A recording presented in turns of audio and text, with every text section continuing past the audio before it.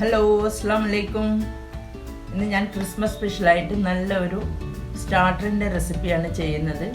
Dragon squid, dragon chicken എല്ലാവരും try ചെയ്തിട്ടുണ്ടാവും. Dragon squid അധികം ആരും ട്രൈ ചെയ്തിട്ടില്ലെന്നാണ് എൻ്റെ വിശ്വാസം. യൂട്യൂബിൽ ഞാൻ ഇതുവരെയും തപ്പി നോക്കിയിട്ട് ഡ്രാഗൺ സ്ക്വിഡ് എനിക്ക് കിട്ടിയിട്ടില്ല. അപ്പം ഇത് ഫസ്റ്റ് ആണെന്ന് തന്നെ തോന്നുന്നു. അപ്പോൾ എല്ലാവരും ട്രൈ ചെയ്ത് നോക്കണം. നല്ല ടേസ്റ്റി ആയിട്ടുള്ള റെസിപ്പി തന്നെയാണ്. സ്റ്റാർട്ടറായിട്ടും സൈഡ് ഡിഷായിട്ടും ഒക്കെ കഴിക്കാൻ പറ്റുന്നതാണ്. അപ്പം എല്ലാവരും ഒന്ന് ട്രൈ ചെയ്യുക. വീഡിയോയിലേക്ക് കിടക്കാം. ഞാനൊരു 3 കൂന്തലാണ് എടുത്തിട്ടുള്ളത്. നല്ല ക്ലീൻ ചെയ്തെടുത്തിട്ടുണ്ട്. അപ്പോൾ ക്ലീൻ ചെയ്യുന്ന സമയത്ത് അതിൻ്റെ ഉള്ളിലുള്ള മഷി പൊട്ടിപ്പോവാതെ ശ്രദ്ധിക്കുക. ക്ലീൻ ചെയ്യാൻ വലിയ ബുദ്ധിമുട്ടൊന്നുമില്ല. മേലെയുള്ള തൊലി പെട്ടെന്ന് പറിച്ചെടുക്കാൻ പറ്റുന്നത് തന്നെയാണ്.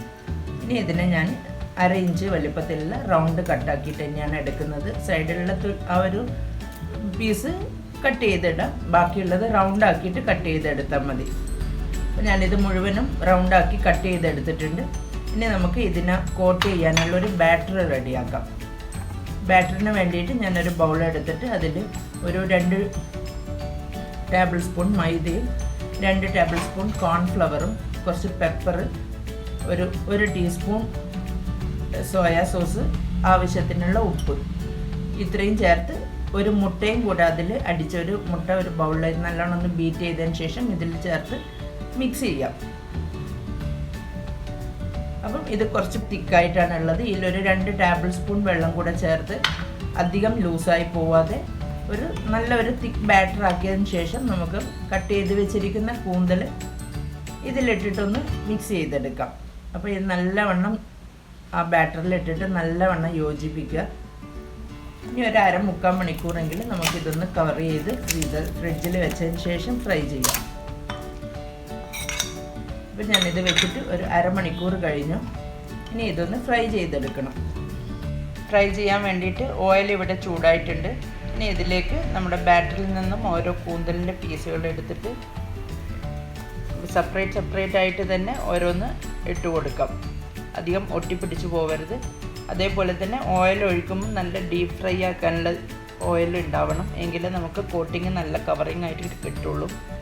ഇത് ഞാനിപ്പോൾ പാൻ ആയത് കാരണം കുറച്ച് കൂന്തലേ ഉണ്ടായിരുന്നുള്ളൂ. അപ്പോൾ ഞാൻ കുറച്ച് ഓയിൽ കുറച്ചിട്ടാണ് ഇട്ടിരിക്കുന്നത്. പിന്നെ ഇത് ഫ്രൈ ചെയ്യുന്ന സമയത്ത് പൊട്ടിത്തെറിക്കും, നല്ലോണം പൊട്ടിത്തെറിക്കാൻ ചാൻസ് ഉണ്ട്. അതുകൊണ്ട് അടുത്ത് നിന്നിട്ട് ഫ്രൈ ചെയ്യരുത്.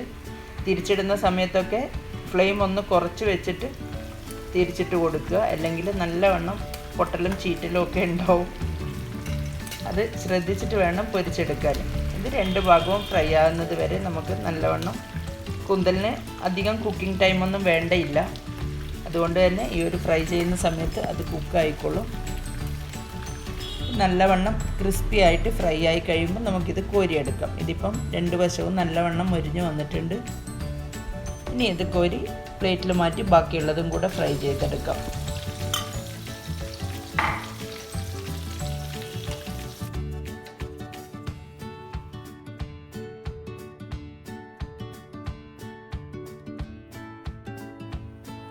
കൂന്തൽ മുഴുവനും ഇപ്പോൾ ഫ്രൈ ചെയ്ത് മാറ്റിയിട്ടുണ്ട്. ഇനി ഇതേ ഓയിലിൽ കുറച്ച് കാഷ്യൂ കൂടെ ഒന്ന് ഫ്രൈ ചെയ്ത് മാറ്റാം. അതിനുശേഷം ഇതിൽ നിന്നും ഓയിൽ മാറ്റിക്കളയാം. ഒരു 1/2 ടേബിൾ സ്പൂൺ ഓയിൽ മാത്രം പാനിൽ വെച്ചാൽ മതി. ഇനി ഇതിലേക്ക് ഒരു 1/2 ടീസ്പൂൺ ചോപ്പ് ചെയ്ത ഗാർലിക് ഇട്ട് കൊടുക്കാം. ചോപ്പ് ചെയ്തിട്ട് തന്നെ ഇടണം, ചതച്ചിട്ടിടരുത്. അപ്പോൾ അതിൻ്റെ ടേസ്റ്റ് വ്യത്യാസം വരും. ആ ചോപ്പ് ചെയ്ത ഗാർലിക് ഒന്ന് റോസ്റ്റായി വരുന്ന സമയത്ത് അതിലേക്ക് ഒരു 2 table spoon red chilli flakes ഇട്ട് കൊടുക്കാം. ഫ്ലെയിം കുറച്ച് വെച്ചിട്ട് വേണം റെഡ് ചില്ലി ഫ്ലേക്സ് ഇടാൻ, അല്ലെങ്കിൽ പെട്ടെന്ന് കരിഞ്ഞു പോകും. അപ്പോൾ ആ റെഡ് ചില്ലി ഫ്ലേക്സ് ഇട്ട് ഒന്ന് സോട്ട് ചെയ്ത ഉടനെ തന്നെ അതിൽ ഒരു 2-2.5 ടേബിൾ സ്പൂൺ ടൊമാറ്റോ സോസ് ഒഴിച്ച് കൊടുക്കാം.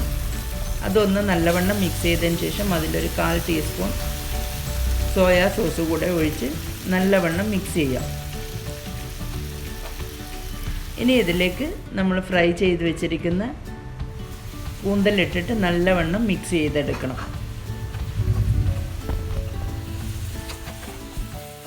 ഇത് നല്ലവണ്ണം ഒന്ന് മിക്സ് ചെയ്തതിന് ശേഷം ഇതിലേക്ക് ഫ്രൈ ചെയ്ത് വെച്ചിരിക്കുന്ന കാഷ്യൂവിൽ നിന്ന് പകുതി ഇതിൽ ചേർത്ത് കൊടുക്കാം.